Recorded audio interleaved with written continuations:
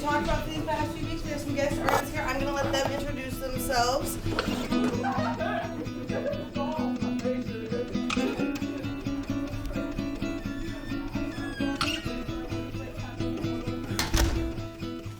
The three of us are here. I'm Jim. This is Guillermo, and that's Anselmo. Both of these guys are from Argentina. A little bit what we're interested in doing, and the reason why we're here is that we've been teaching in rural communities in Argentina, and this is a great opportunity to do the same here. When you show people pictures of CROSBY to people in Argentina, they think, well, that looks like Argentina. When you show pictures of Argentina to people in CROSBY, they say, oh, well, that looks like CROSBY. We have a lot of similarities. Identity, who you are, who you feel you are, what you feel is the identity of this place. And if there are 12, 13 people in the room, there are probably 12 to 13 different opinions, and that's absolutely fine. What we're really interested in is each of you finding out through doing video and or photography. You can choose, you can do both, it's whatever you want, is how you can best sort of represent this place, because this is going to end up as an archive. It's going to end up stored in a way. Today we have an exercise where we will look at portraiture. Does anybody know what portraiture means? Like sometimes the clothing people wear. Or you could even expand that to portraits don't have to be about people. They could be about animals, they could be about trees, they could be about houses, they could be about rocks. Portraits don't have to be in focus. So here's one that's just so hard and harsh and straight, like staring at you. Here's a self-portrait where the person in the picture posing as kind of the failed hunter. So after this lecture, we're gonna do a little in-class exercise, and we're gonna take portraits. Could be creepy, could be straight up. Something to think about, the tone that the lighting gives. So very warm, sunny day. Riley's freezing in the winter. Freezing. You don't have to do it in color. You can do it in black and white. You don't have to do it in black and white. You can do it in color. It can be fuzzy. It can be sharp. Full body, half body, just the face, looking at the camera, away from the camera. I mean, you're free.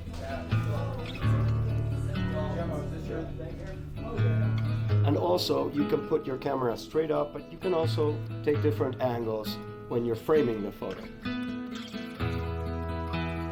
Don't just go crazy taking pictures. Create the photo, look at it. That's perfect, I like it like that. And then you frame it, and then you take a picture. That you need to have a dialogue with your subject. You have to have this vision of what it is you want to show.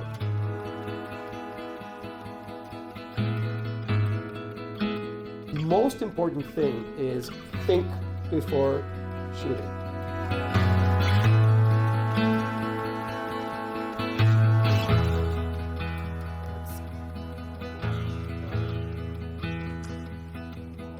Can you see her hair, like how it's glowing in the back?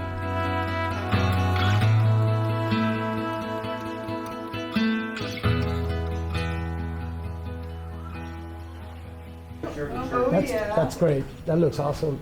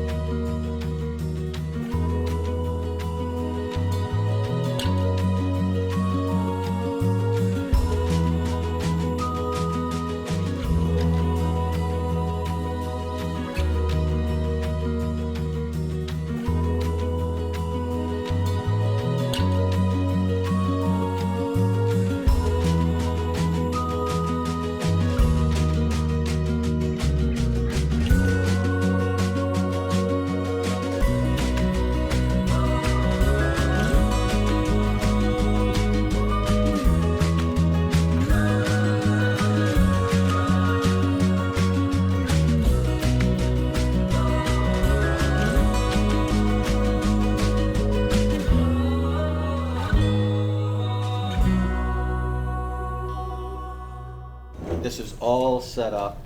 It's very still, but as you look at it, it sort of begins to tell a story to you, or you begin to tell a story yourself. It seems very obvious what this person is doing, but because it's frozen, it leads the viewer to start thinking about, well, what's this guy thinking? Or why is he loading up this gas? What's going on? There's something mysterious here. It's on the one hand a very innocent picture, but on the other hand, it's kind of scary. With a moving image, you're dealing with a still image. You're dealing with images or an image that implies a story.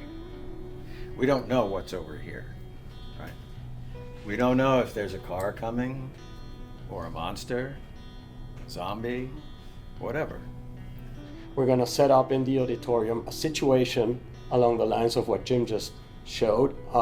It doesn't have to tell a story per se, like, oh, this is what's happening. It could be something weird that you can't really figure out.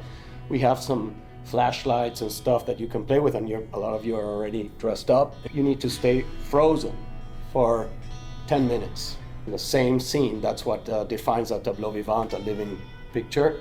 And then we're going to have a team of photographers and a team of videographers recording that same situation from different angles. Perfect. All right, let's go.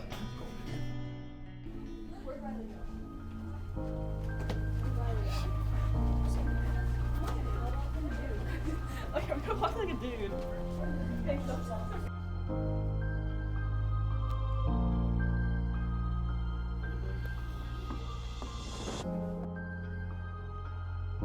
There's somebody in the back, a video person. Could you please move a little bit? There, thank you. Thank you.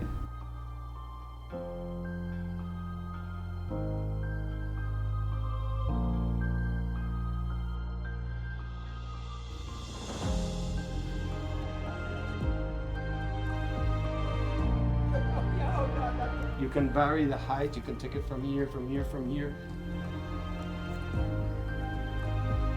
Just try and keep it as like a movie poster scene as possible. A little bit lower light, just to get as much of the cup light on the body as possible. And it's first thing in the morning.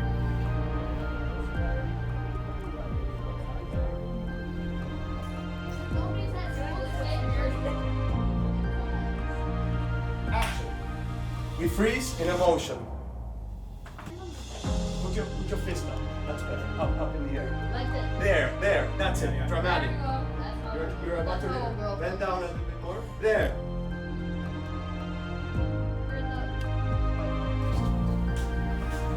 Direct them so we want them all to fit in a photo, right? So think about what angle would be the best. We want to have everybody's faces, instruments, all this information that will allow us to understand, or at least play with the idea of something that's going on that we want to put together. Big right and up, just slightly.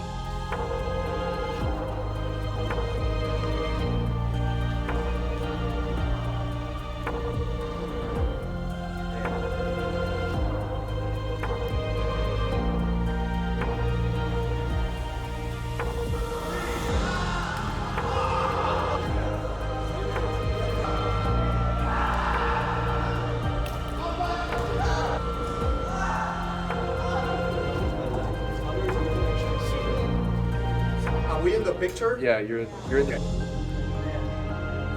So some do vertical, some horizontals.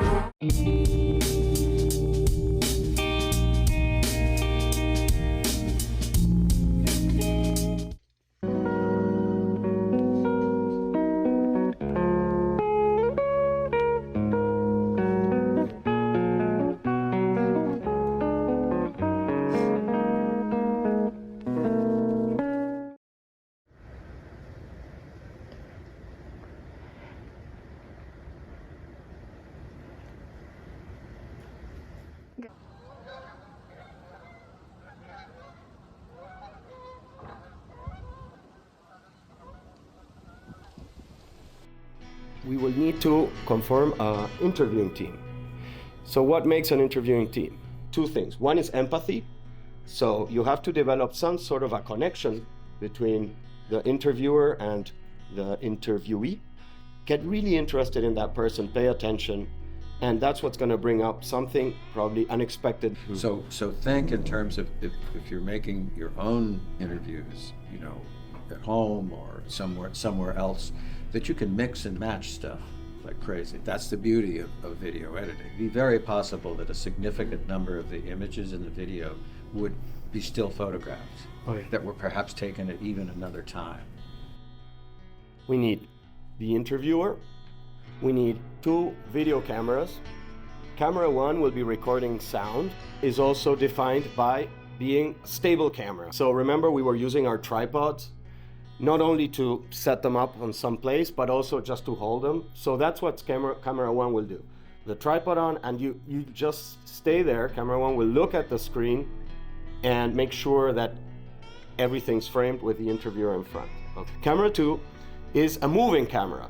Camera 1's right here, and I'll move around this, and I'm more flexible. 2 other cameras, and they will be doing photography. And now, what are we going to be doing with photos? We'll be doing portraits, but portraits not only of the person being interviewed, but of its surrounding.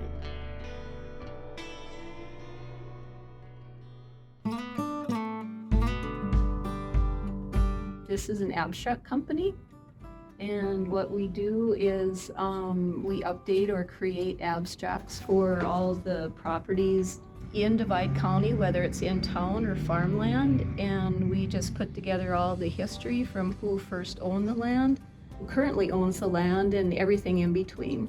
Well, I've been here for maybe 22 years, lived in CROSBY, and I guess probably like most people say, the biggest change was when the oil boom happened, and we just had more people move in, and buildings started being put up and fixed up. So my husband is from Fortuna, and so his farm is here, and so we just moved closer to the farm from Williston. What is your favorite part about CROSBY?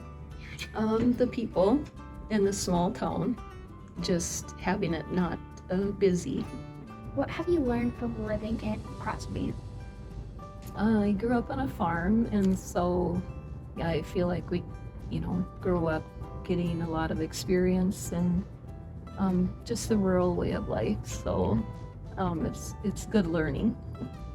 The secret to happiness is, I don't know, staying healthy and happy, just keeping a good outlook in life, and keeping the glasses half full attitude, huh? Would you describe the community of CROSBY? Oh, again, very nice people, close-knit.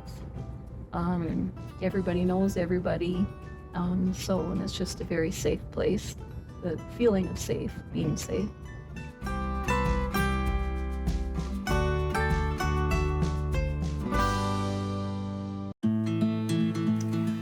Hi, I'm Riley. Hi, Riley. I'm Tiffany Ryan. Oh, what's your favorite part about CROSBY? Small town. Really? You enjoy Quiet. that? Yep. What keeps you here? Like, what brought you here? Why do you stay? My husband got a job at the state 4 years ago, so that's initially why we came. And we like small towns, so. Like, have you tried anything new here that you really like, or No. Well, Slingers. Slingers is good. singing? Mm-hmm. What did they serve? Pizza, pasta, wings. Have you learned anything living in the area? I learned about the bank shooting. When the bank was down the road, if you walk by, you can still see the bullet holes in the pillars. They said that somebody was up on the top of the Penny building and was mad, and they were shooting from the roof of the Penny building down towards where the bank used to be, which is now Henny's. What advice would you give for someone who's never been to CROSBY? Like, what would they do? Where should they go? I don't know, it just depends, I guess, what they want to do or whatever, why they're coming here. So I guess it would just really depend. Just when people come in for like different things for their cars, whether it be windshield wipers or batteries or, whatever they need, brakes. So we just get what they need. What do you think the secret to happiness is? Like, Good family, good friends, a stable community. Be true to yourself. That's basically it. Know who you are.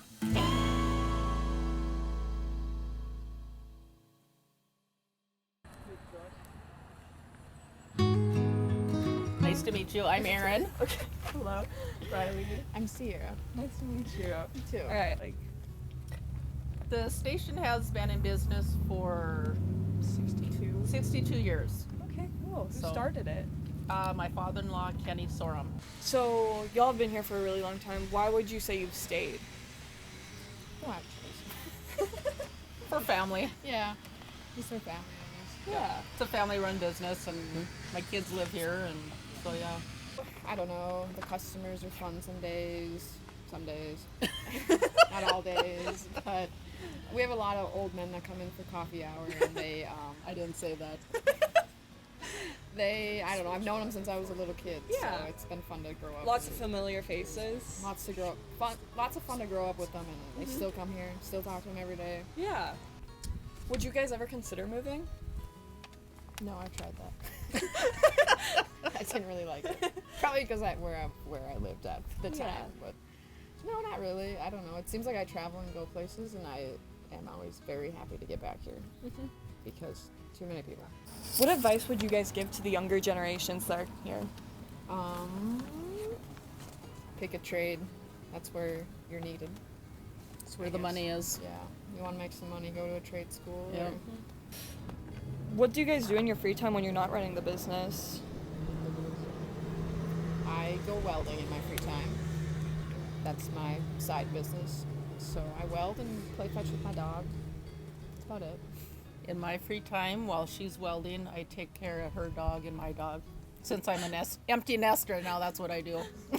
As a dog sitter. Dog sitter. All right. Well, it was lovely meeting y'all. You too. Yeah. Thank Thanks you. for the Thank interview. you.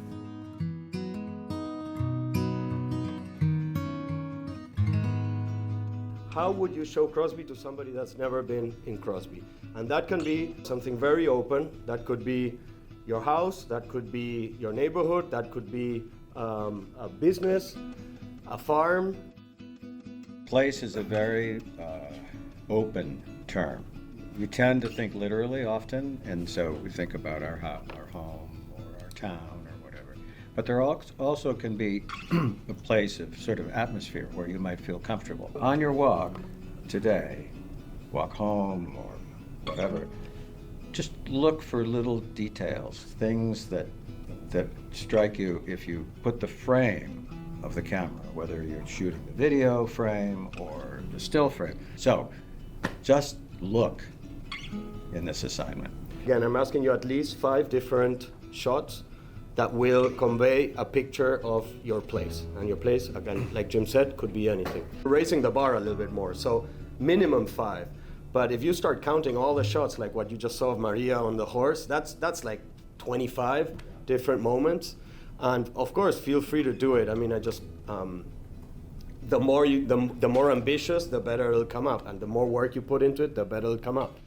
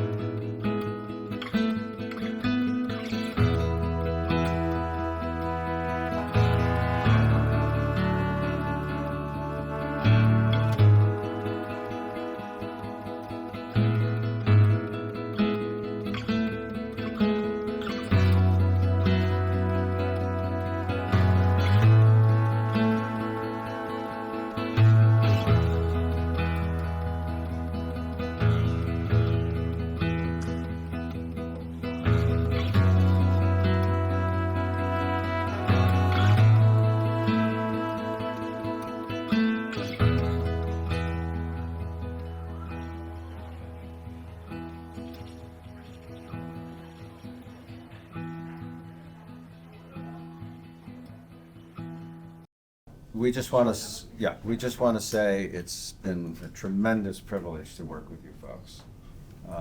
You know, we had no idea how things were going to go when we got here, and you folks have just been absolutely wonderful. We've been planning this for a long time, many months.